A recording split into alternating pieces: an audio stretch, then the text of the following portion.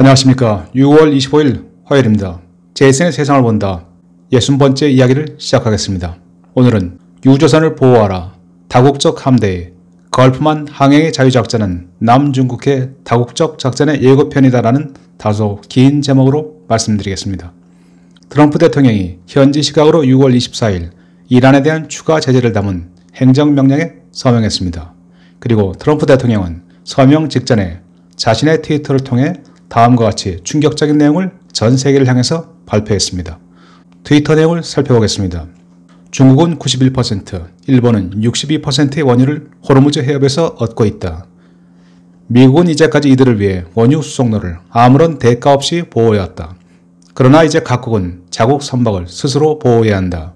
사실 미국은 이미 세계 최대 에너지 생산국이 되었기 때문에 그곳에 있을 필요조차 없다라는 내용이었습니다. 한마디로 더 이상 미군이 중동 해역에서 다른 나라 선박을 보호하지는 않는다. 각 나라는 걸프만을 지나는 자국 유조선 수송 보호에 직접 나서야 한다라고 언급한 것입니다. 트위터에서는 일단 중국과 일본만 거론했지만 페르시아만 원유 수출의 대부분을 차지하는 아시아 5개국, 즉 한국, 일본, 중국, 싱가포르, 그리고 인도네시아 모두를 향해 던진 메시지와 다름없습니다. 1970년대부터 미군이 주도해온 중동의 원유 수송로 보호 역할이 마침내 미국 전담에서 이해 당사국과의 비용 분담으로 정책 전환한다는 점을 공식 선언한 셈입니다. 미국은 영국으로부터 바통을 이어받아 1970년대부터 세계 원유 자원의 절반이 매장되어 있는 중동에 군사력을 주둔시켰습니다. 1968년 영국이 수에즈 운하 동쪽으로부터 영국군을 철수하는 이른바 수에즈의 동쪽 이스트업 수에즈 정책을 발표한 이후의 일입니다. 그간 미국은 이 지역에서 소련의 중동에 대한 영향력 확산을 저지하고 석유 자원을 안정적으로 확보하고 관리하는 임무를 전담해왔습니다. 그런데 어제 6월 24일 트럼프 대통령이 미국 전담에서 이해 당사국과의 분담으로 정책적 대전환을 선언한 것입니다. 미국의 대중동 정책이 50년 만에 근본적 변화를 맞고 있는 것입니다. 이런 변화는 트럼프 대통령이 주장하고 있는 나토, 즉 북다시아형 조약기구 회원국들에 대한 비용 분담 정책과도 일맥상통합니다. 또한 이는 미국이 발표한 정책을 다시 과거로 되돌리기 어렵다는 것을 의미하기도 합니다. 나토는 2024년까지 29개 회원국들의 국방비 지출을 국내 총생산, GDP 대비 2%까지 늘리기로 했지만 현재까지 이 목표를 충족시키고 있는 국가는 미국을 비롯해서 8개국에 불과한 실정입니다.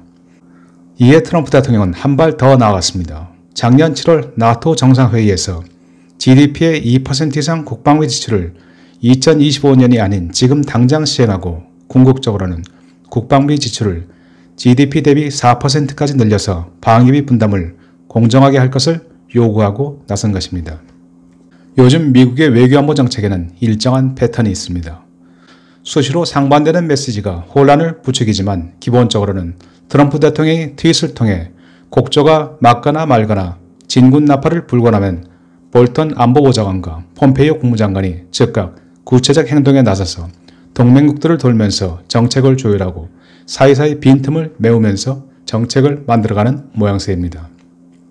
미국의 동맹국과 적국들은 이제 트럼프의 입과 함께 볼턴, 폼페이오의 발을 예의주시해야 합니다. 트럼프, 볼턴, 폼페이오 3인의 발언이 가끔씩 엇박자를 내면서 도대체 미국의 진정한 의도가 무엇인지 아리송해지는 순간도 적지 않습니다. 그럴 때 우리가 더 신경을 써서 바라봐야 하는 것은 트럼프의 입이 아닌 참모들의 일거수일투족입니다. 폼페이오 국무장관은 6월 22일 워싱턴 DC 인근의 앤드류 공군기지를 이륙해서 10여일간의 해외 순방 일정을 시작했습니다. 사우디, 아랍에미리트, 인도, 일본, 그리고 한국으로 이어지는 5개국 순방 일정입니다. 방문 목적의 핵심은 이란의 군사적 위협에 맞서 동맹국들과 유조선 호위 작전, 즉 센티넬 프로그램을 실행에 옮기기 위한 사전 조율 작업입니다. 폼페이오의 일정을 따라가면서 방문 5개국의 반응을 예상해 보겠습니다.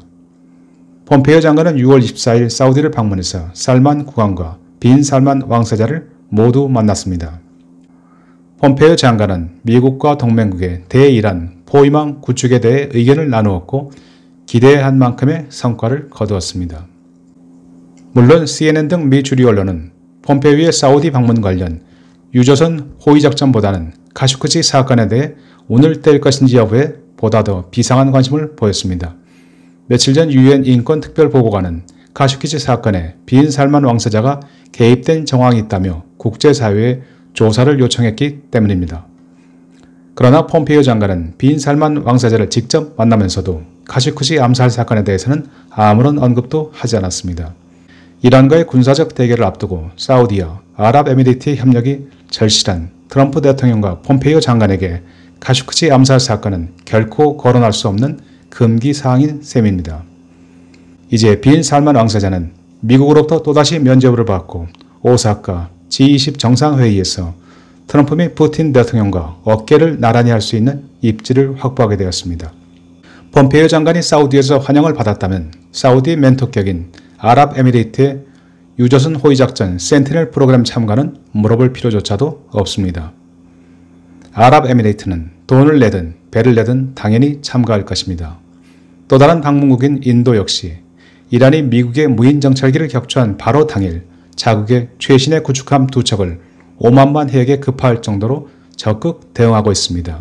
따라서 미국 주도의 다국적군 유조선 호위작전에 참가할 가능성이 높습니다.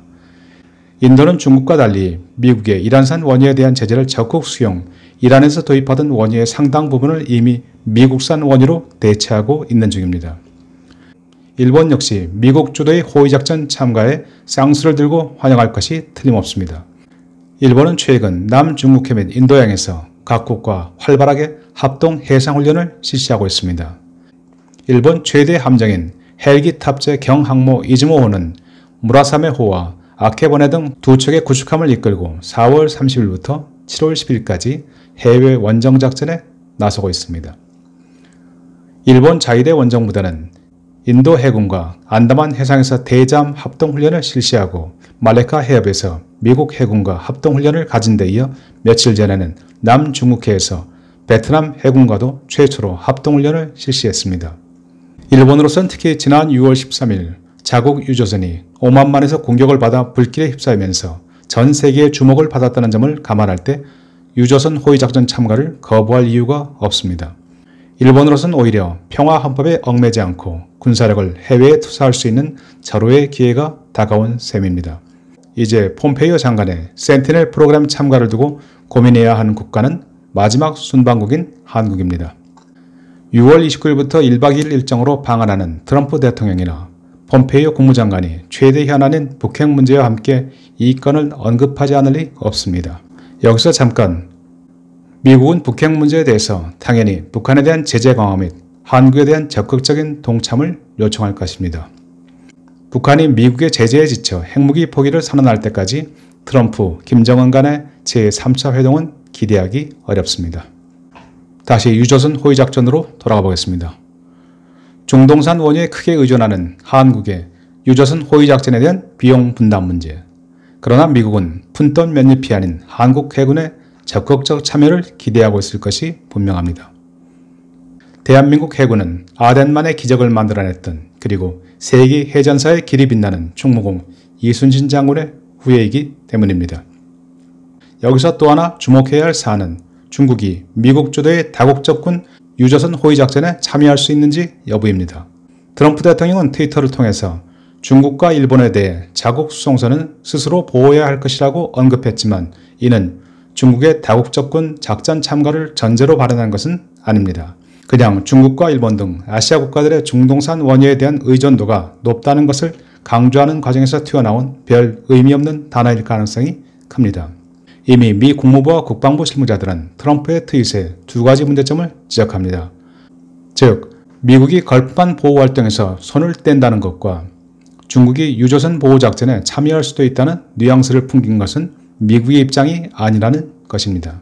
트럼프와 달리 미 국무부와 국방부의 입장을 한번 정리해 보겠습니다. 첫째, 미국은 걸프만에서 계속 군사력을 유지하고 호르무즈 해역 보호활동을 주도한다.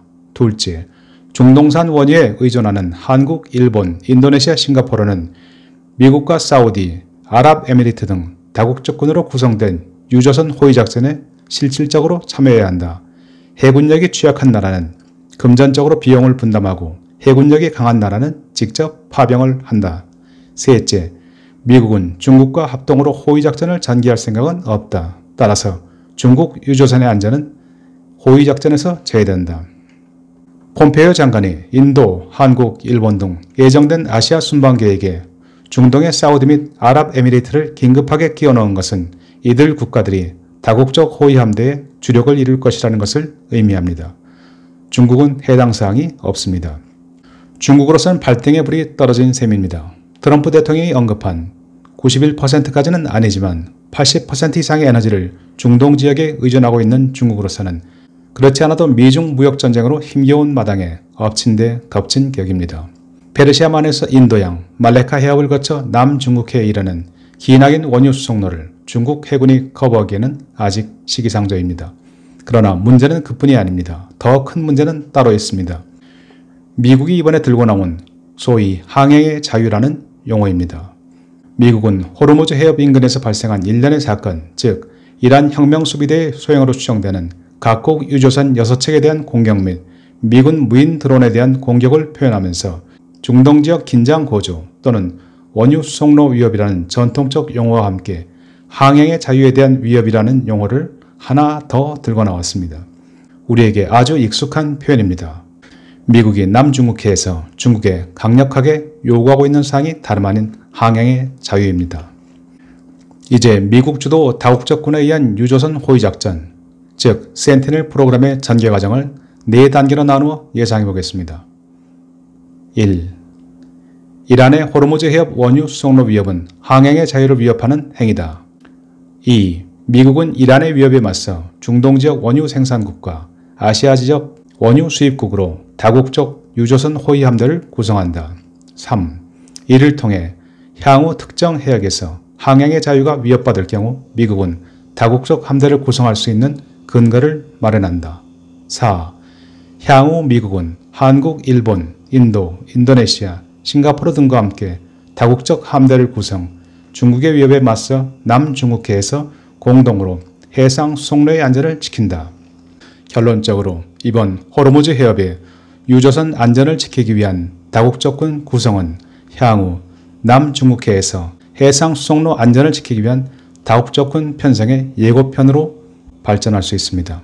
트럼프 대통령이 미국은 중동산 원유가 아쉽지 않다면서 중동에서 발을 뗄 수도 있다라고 소리치는 것과 달리 폼페이오 국무장관과 볼턴 안보보좌관 주도로 중동으로 항공모함과 B-52 전략폭격기 편대를 보내고 동맹국들과 다국적 함대 구성을 서두르고 있는 이유가 여기에 있습니다. 길게 보면 모든 미국의 중국 말려 죽이기 전략의 일환입니다. 미국과의 무역전쟁, 범죄인 인도법, 즉 송환법을 둘러싸고 한바탕 태풍이 휩쓸고 간 홍콩, 그리고 서서히 불타오르기 시작한 대만 내세 중국 배척 분위기 등등 안팎으로 고뇌에 몰리고 있는 중국에게 이번 호르무즈 해협에서의 유조선 비격 및 미군 정찰기 격추 사건, 그리고 다국적 군으로 구성된 유조선 호위작전은 또 하나의 골칫거리가 될 것입니다. 중국으로서는 급한 마음에 러시아와 연대를 이루어 미국에 맞서는 방법도 생각해 볼 수 있겠지만 불행하게도 러시아 해군은 항공모함 한 척 없는 빈약한 실정입니다. 게다가 에너지 생산국인 러시아는 세계 최대 에너지 수입국인 중국과는 전혀 다른 입장입니다. 호르무즈 해협의 전운이 감돌수록 국제 유가는 폭등하고 원유 수출국 러시아의 지갑은 두꺼워지게 마련입니다. 러시아로서는 미국과 중국 어느 한쪽도 편들지 않고 그저 중립적인 입장에서 상황을 즐기면서 좋은 말로 양쪽을 달래는 척하면 그뿐입니다. 오사카 G20 정상회담을 앞두고 미국은 이제 서서히 의제를 좁혀나가고 있습니다. 이란의 핵개발, 유조선 호위작전, 북핵 문제, 미중 무역 분쟁은 당연히 의제에 포함됩니다. 6월 말 트럼프 대통령의 방한을 앞두고 우리 정부의 외교안보팀도 중국만큼이나 고민에 깊어갈 듯 싶습니다. 아니, 당연히 고민에 또 고민을 해야 마땅합니다.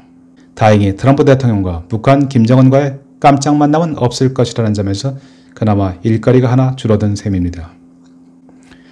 마치는 말입니다. 예고편을 잘 보면 본 영화의 줄거리가 어느 정도 그려집니다.